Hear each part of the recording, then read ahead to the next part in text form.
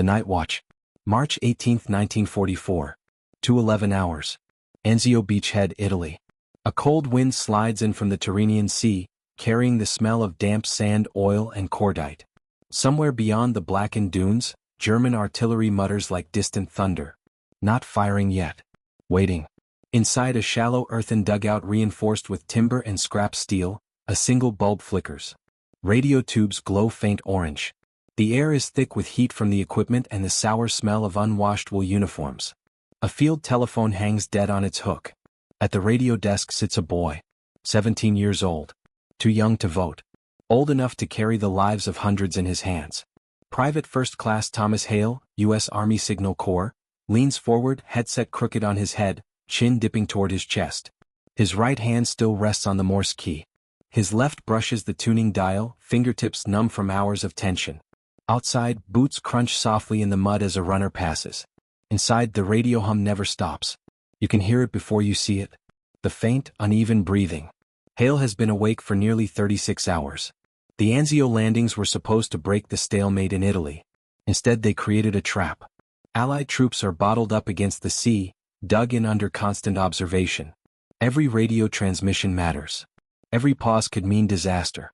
Tonight, Hale's post is responsible for relaying position updates between forward infantry companies and regimental headquarters, thin threads of sound holding the line together. His eyelids flutter. His head drops. The radio stays open. Outside the dugout, the night presses close. German listening posts lie less than a mile away, their operators wearing headphones of their own, recording everything that leaks into the ether. Static. Clicks. Bursts of coded chatter. Silence is suspicious. Silence means movement. Inside the dugout, Hale exhales. Then it happens. A low, soft sound escapes his throat. Uncontrolled. Human. Snoring. It rides the open frequency, carried by copper wire and radio wave alike, drifting out into the darkness beyond the Allied lines. Not loud. Not dramatic. Just real. The sound of a living man breathing steadily, unaware.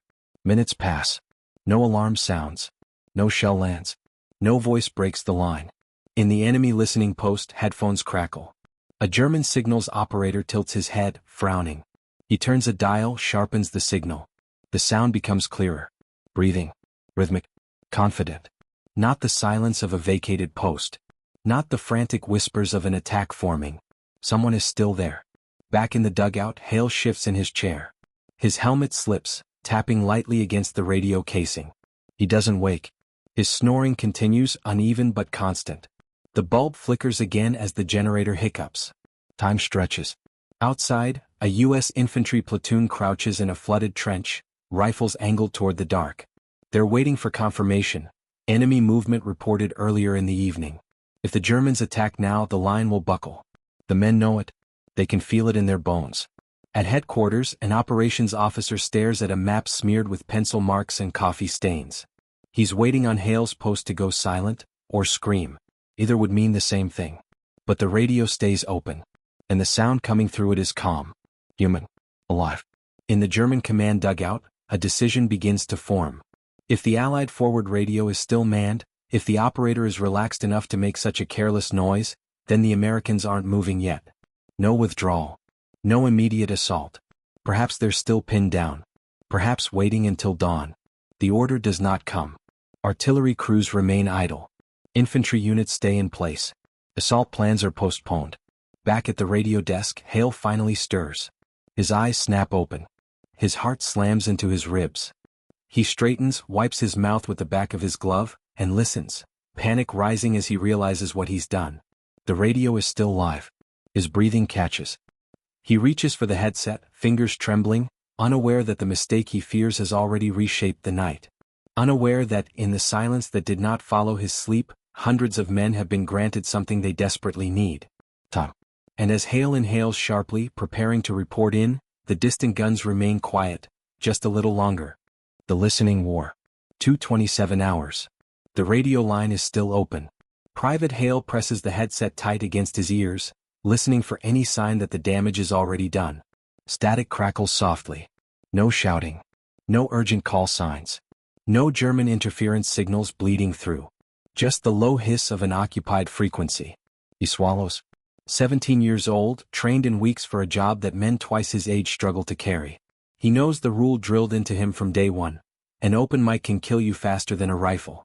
It gives away position, strength, confidence, or fear. Tonight it gave away something worse. Normalcy. Hale taps the Morse key twice. Test signal. Cling. He transmits a brief status report. Routine, unremarkable. The kind of message sent hundreds of times a night along the Anzio perimeter. Then he waits, counting his breaths. Nothing happens. What Hale doesn't know, what no one on the Allied side can see, is that this night isn't being decided by guns or tanks, but by men hunched over tables in darkness, wearing headphones and making guesses. On the German side of the line, listening stations are active all along the front. Wehrmacht signals intelligence units, Nachrichten, are trained not just to hear transmissions but to interpret them. Tone, rhythm, silence. Every sound tells a story. And tonight the story is confusing. In one dugout camouflaged beneath olive trees, a German corporal leans toward his officer, removing one ear cup. He speaks quietly, confidently. The American post is still occupied, he says.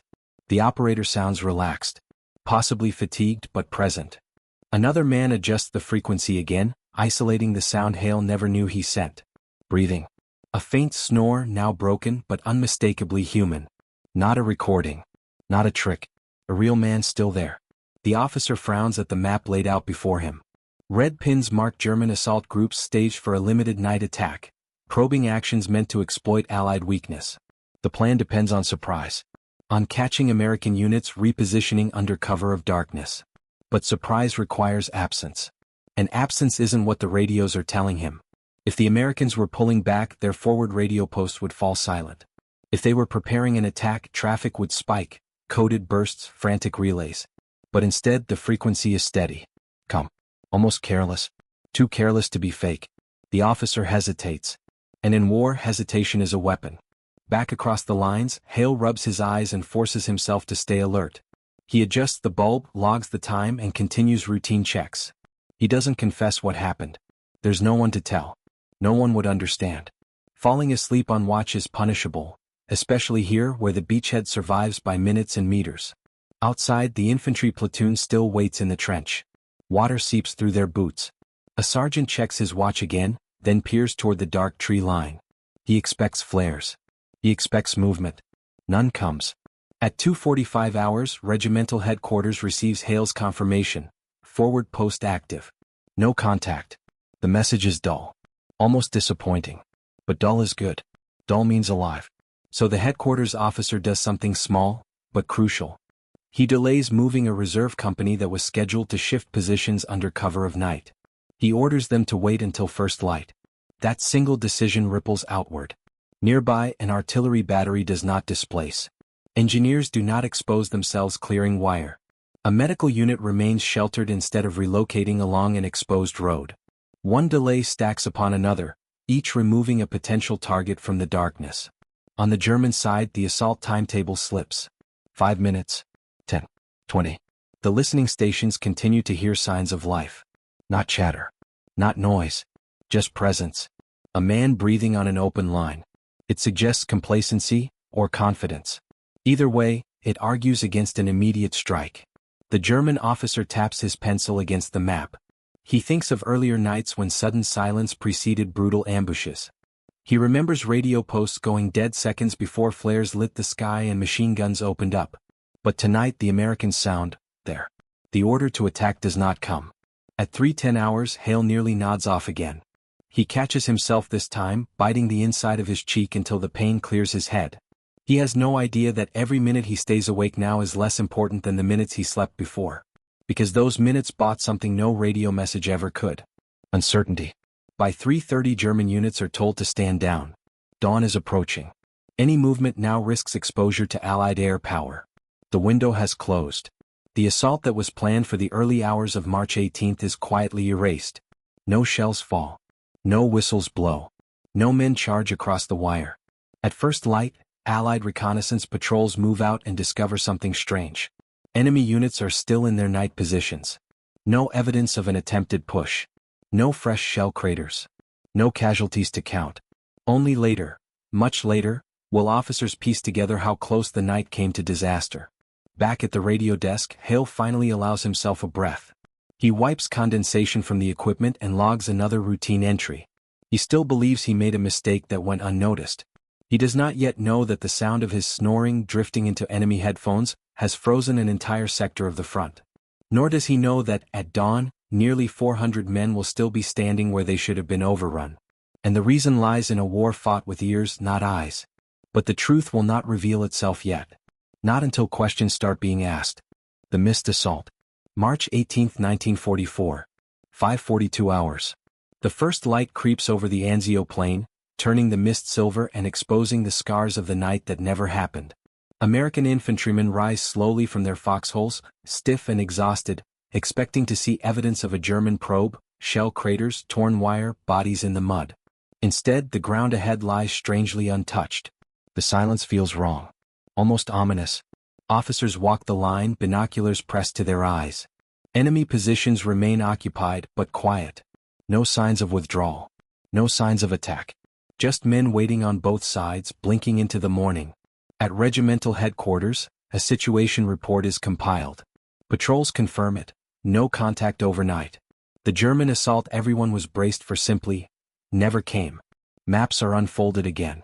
Times are circled in red pencil. The planned enemy window, between 2 o'clock and 4 o'clock hours, has closed. Dawn has stolen their advantage. Someone asks the obvious question. Why? On the German side, the same question echoes, though phrased differently. In a command dugout overlooking the marshland, a German battalion staff officer studies intercepted signal logs. He traces a finger along timestamps, listening again to recordings captured by the signals intelligence unit. Most of it is static. Then there it is. Breathing. Faint. Uneven. Human. The officer removes his headphones, expression unreadable. He had argued to delay the attack. The signals suggested the Americans were not in motion. That their forward observation posts were still staffed.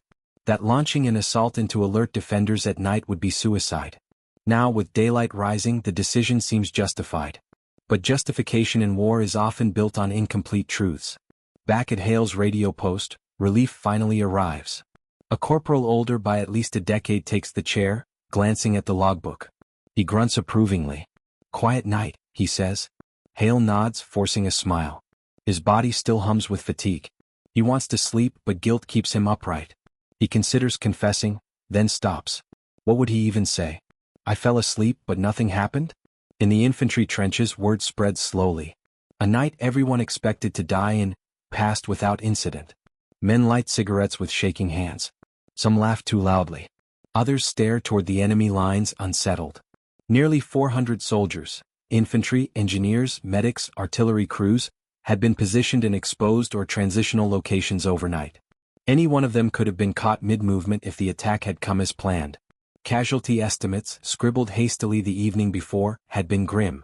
Now those estimates are meaningless.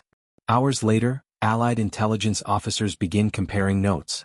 Intercepted German chatter suggests confusion, delays, hesitation. The enemy believed Allied forward posts were still active, still manned. Someone mentions radioactivity, or rather, the lack of suspicious silence. Another officer recalls that German doctrine treats an open Allied frequency as confirmation of occupation. A realization starts to form, slowly, reluctantly. At mid-morning, Hale is summoned, not to punishment but to answer questions. Intelligence wants to know if anything unusual happened during his watch. Anything at all. He hesitates. Then quietly he admits it. I nodded off for a bit, he says. Left the mic open. The room stills. A captain leans forward. Did anyone transmit during that time? Hale shakes his head. No, sir. Did you hear anything? Enemy chatter? No, sir. Just silence. And breath. The officers exchange looks. One of them suppresses a smile, not amusement but disbelief. The pieces snap together with uncomfortable clarity. The German listening posts hadn't heard nothing. They'd heard something. Proof of life. What was meant to be a failure of discipline had become a false signal of confidence. The enemy believed the Americans were settled, alert and unafraid. The attack was postponed. The dawn came. And hundreds of men lived. Hale doesn't know what to feel. Relief. Shame. Confusion. He hadn't been brave. He hadn't been clever. He had been human, and exhausted. Yet the war had bent around that weakness. As the day unfolds and the truth spreads quietly through the chain of command, one thought lingers unspoken but heavy. How many lives hang on sounds never meant to be heard? And how many wars turn not on heroics, but on accidents? The answers are closer than Hale realizes. Because this story doesn't end with survival. It ends with consequences. The aftermath of silence. March 18, 1944. 7:15 hours. The morning sun burns off the mist, revealing the scarred landscape of the Anzio beachhead. Mud, broken wire, and discarded ration cans litter the shallow trenches. Yet, for all its damage, the night left no new marks of combat. No blood in the mud, no overturned foxholes. Only the quiet, uneasy calm of a front that nearly erupted but didn't. Private Hale sits on the edge of his dugout, helmet in hand, staring at the radio. His hands tremble slightly, a combination of fatigue and disbelief. Hours of sleep-deprived duty have given way to a creeping awareness. His snoring and accident may have changed the course of the night. At regimental headquarters, intelligence officers pieced together reports. German troop movements had stalled. Assaults scheduled to hit thinly defended sectors never materialized. Units that had been on the verge of crossing exposed terrain remained in position, their lives unknowingly spared. The numbers start to sink in. Nearly 400 men, soldiers across infantry, artillery and medical units, had been shielded from potential disaster, all because a single radio post had remained, in appearance, occupied. A simple human sound, a mistake, became an unintentional warning. Meanwhile, the German officers at their listening posts analyzed the intercepted transmissions. The reports are clear. The forward Allied post was manned. Breathing confirmed. Someone alive. Their attack plan, once precise and calculated, is now in jeopardy. Hesitation grows. Commands are questioned. Artillery units stand idle. Assault squads await confirmation that will never come. In the trenches, soldiers exchange stories of the uneventful night. Some laugh nervously, attributing the lack of action to luck. Others murmur prayers under their breath. But no one knows the full story, the invisible thread that preserved them. The accidental snore of a teenager who should have been punished for negligence. Hale's commanding officer finally approaches him, eyes narrowed, not in anger but in awe. "Hale," he says quietly, "tell me exactly what happened last night." Hale recounts the night in painstaking detail. The nods, the dozing, the soft snore that drifted over the airwaves. As he speaks, the officers exchange glances, half disbelief, half understanding. They know that the war is often decided in small moments, moments that can be tragic, heroic, or, like this, utterly accidental. The weight of responsibility begins to settle on Hale. He hadn't fought bullets, tanks, or bombs. He hadn't performed a daring maneuver under fire. He simply slept and breathed and somehow unknowingly reshaped the battlefield. By late morning, word spreads quietly among the unit. Soldiers begin to grasp the magnitude of what occurred. They don't cheer. There is no celebration. This is war. But in hushed tones, a reverent awe forms.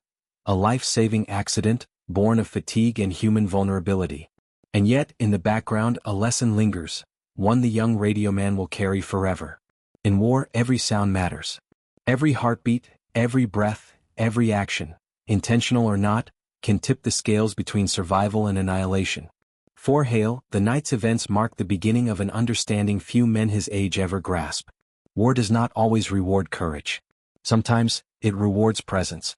Sometimes, it rewards mistakes. And sometimes it rewards a snore. But the story is far from over.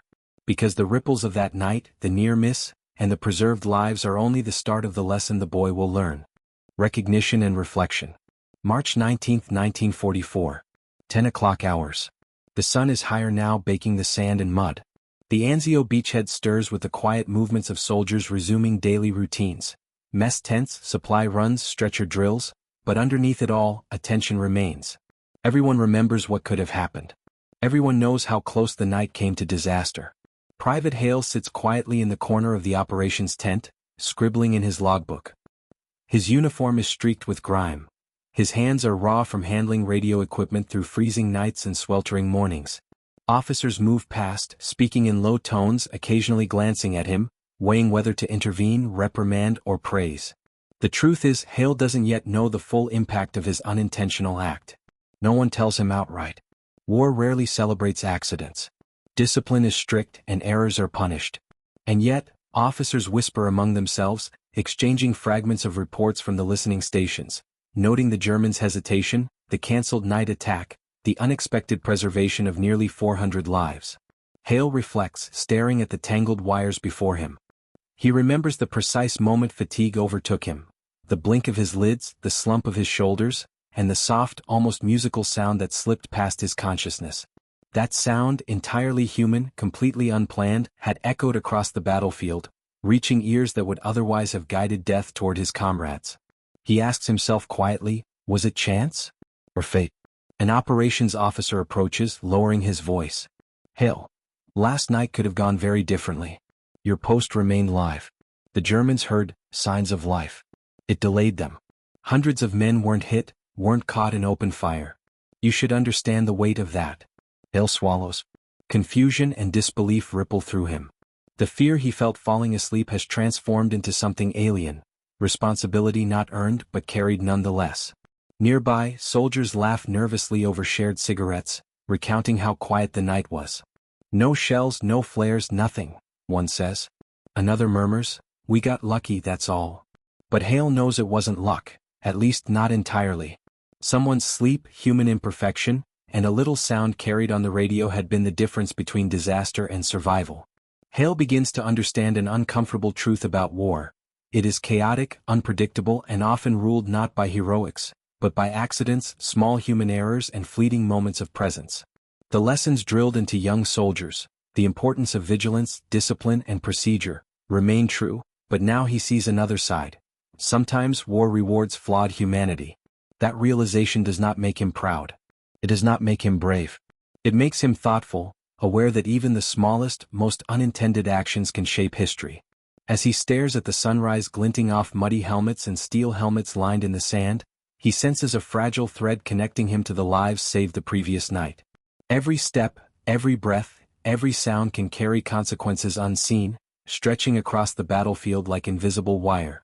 The young radioman's gaze lingers on the radio, still humming softly.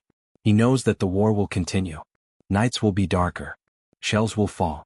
But he will never forget the night when sleep, sound, and chance combined to alter the fate of hundreds.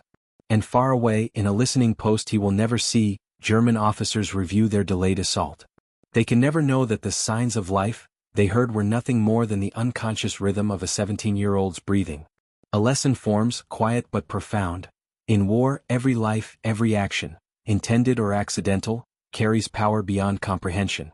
And Hale, though he cannot yet fully grasp it, has become a living testament to that truth. The ripple effect. March 19, 1944. 14:30 hours. The Anzio beachhead hums with the subdued rhythm of soldiers performing mundane tasks. Mess tents bustle with ration distribution, engineers inspect barbed wire, and artillery crews recalibrate their guns after a night without engagement. Everything appears normal. Routine. Safe. But beneath the surface, an invisible thread of causality stretches across the battlefield. That night, Hale's accidental snoring had created a false impression of vigilance that froze enemy plans. Units that might have been ambushed remained intact. Engineers continued working, clearing obstacles. Medical teams stayed behind protective lines. Men who had prepared for possible death were allowed another day, another chance to survive. At regimental headquarters, intelligence officers review reports from the listening posts. They trace every intercepted transmission. Logs, recordings, annotations. Slowly, the improbable truth begins to crystallize. The forward radio post had been unmanned, almost entirely. What the Germans interpreted as activity had been the breathing of one exhausted teenager. To sound nothing more. And yet, it had reshaped the night's entire operations. Hale is called in again, this time by a captain. The captain's face is calm but intense. We've cross-checked the reports, he begins. Your post, your presence even while asleep, may have prevented a major attack. Nearly 400 men might have been casualties. Do you understand the weight of that? Hale nods, silent. Words fail him. He cannot claim heroism, he does not feel heroic. He does not feel clever. And yet, in the ledger of fate, his mistake has saved lives. He is caught between guilt and awe, between human error and historical consequence. Across the battlefield, soldiers begin noticing subtle changes. The usual tension of the night has lessened, as if the air itself has been granted a reprieve. Patrols report fewer enemy movements. German troops remain cautious, uncertain. Their hesitation, triggered by a misunderstanding, allows Allied forces to strengthen defenses, reorganize supply lines, and prepare for the inevitable next assault. This ripple effect extends beyond the immediate hours. Commanders who later read the intelligence reports recognized the impact of delayed action. Artillery bombardments avoided areas of concentration, infantry movements were timed with precision, and dozens of small tactical decisions, each seemingly insignificant, now align in favor of Allied forces. Hale meanwhile begins to reflect on the fragile nature of war. One mistake, one human imperfection has caused a cascade of events that change the battlefield. He realizes that war is not only fought with guns, tanks, and planes, but with perception, signals, and even accidents. Every breath, every heartbeat, every sound matters. At the end of the day, Hale sits quietly beside the radio desk, staring at the humming tubes, the tangled wires, the faint scratches of a Morse key. He contemplates the invisible influence of his actions. And though he remains a teenager, unproven in the traditional sense of valor, he begins to understand that the smallest presence can have monumental consequences. In the quiet of the afternoon, Hale leans back, exhausted yet alert. The battlefield continues, relentless. But for one night, one mistake, and one snore, the war has bent, not toward destruction but toward survival. And somewhere in the enemy's command, officers remain puzzled, unaware that their hesitation, their indecision, their perception of life where there was none, was triggered by a human error that defied all planning. That is the paradox of war. A lapse can become salvation, chaos can create order, and a single sound can echo louder than gunfire. Lessons in Chance. March 20, 1944. 9 o'clock hours. The Anzio front is alive again. Morning routines are underway, soldiers wash dirt from their faces, cooks prepare breakfast rations, and messengers run along the trenches carrying orders. The battlefield is deceptively calm. Yet every officer, every soldier, carries the memory of the night that almost ended in disaster. Private Hale moves among the equipment, checking dials, tubes, and wires as if performing a ritual. He cannot stop thinking about what happened. His accidental nap, the soft, unintentional sound of his breathing, had rippled through the war, altering events he could barely comprehend. Human error had turned into strategic advantage. At headquarters, intelligence officers continue piecing together the night's events. The reports are extraordinary. Nearly 400 soldiers survived what should have been a deadly enemy strike, not because of plans, skill, or training, but because of a single unintended sound, a snore. Officers quietly discussed the improbable nature of the event, realizing that war is not always governed by strategy alone. Sometimes, it bends around accidents, chance, and human frailty. Hale's commanding officer approaches him privately. "Son," he says, voice low, "what you did, or didn't do, changed the course of the night. You have no idea how many lives were saved. Remember this, in war, presence matters as much as action." The words are heavy. Hale nods slowly. He understands the paradox. He had been negligent, yet his mistake had saved lives. He had been human, and in that humanity lay a force as powerful as any weapon. As days passed, the story spreads quietly through the unit. Soldiers who had been in exposed positions begin to understand the extraordinary luck that kept them alive. The engineers who cleared barbed wire without incident, the artillery crews who remained hidden, and the medics who were spared exposure, all owe their survival to an accident. Not a heroic maneuver, not a brilliant tactic. Just chance amplified by perception. Hale begins to see the broader implications. War, he realizes, is a web of uncertainty, probability, and human frailty. Every misstep, every unintended action, every moment of presence or absence carries consequences. What could have been disaster became survival. What could have been oversight became salvation. The young radioman contemplates the strange symmetry of fate. A human flaw, a lapse in duty had become a shield. A moment of weakness had become a lifeline. And in that paradox, Hale finds a lesson that will stay with him forever. Sometimes the smallest actions, unnoticed, unplanned, unmeasured, can carry more weight than the mightiest weapons. As the sun sets over the Anzio plains, Hale sits quietly beside the radio. The battlefield continues its endless churn of preparation, patrols, and artillery drills. But for one young soldier, the war has revealed its most profound truth, that life and death often pivot on invisible threads, on accidents and chance, and on the subtle human sounds that can echo farther than bullets. The war rages on, but the echoes of that night linger. And Hale, though still just a boy in uniform, begins to understand the hidden power of being human in the midst of chaos. Legacy of a Snore. March 21, 1944. 1800 hours. The sun dips low over the Anzio beachhead, casting long shadows across the trenches and scattered equipment. Soldiers prepare for another night on the front lines, aware that danger waits in darkness. Yet the memory of the previous night, so close to disaster, so quietly averted, hums beneath their routines. Private Thomas Hale sits beside the radio, now fully alert, hands steady on the keys. His eyes linger on the equipment that had been the center of fate's unlikely intervention. He recalls every detail, the slump of his shoulders, the slip of his helmet, the soft sound of his own snoring that had drifted across the lines. That sound, unplanned and imperfect, had shifted the course of history for nearly 400 soldiers. Officers quietly recount the night in staff meetings. Reports are filed and cross-checked. Debriefings confirm what Hale could never have predicted. The Germans had misinterpreted his presence, their assault delayed, their plans frozen in uncertainty. Casualties were avoided. Lives were spared.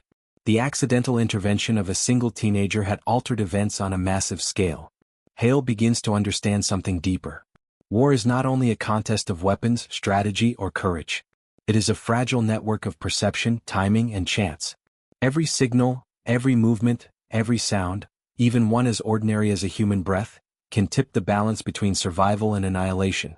He reflects on the paradox. He had committed a serious mistake, fallen asleep when vigilance was required. Yet the consequences of that error were not tragedy, but salvation. For Hale, this becomes a lesson in humility and perspective. Human imperfection can carry unexpected power. Word of the night's events spreads quietly through the regiment.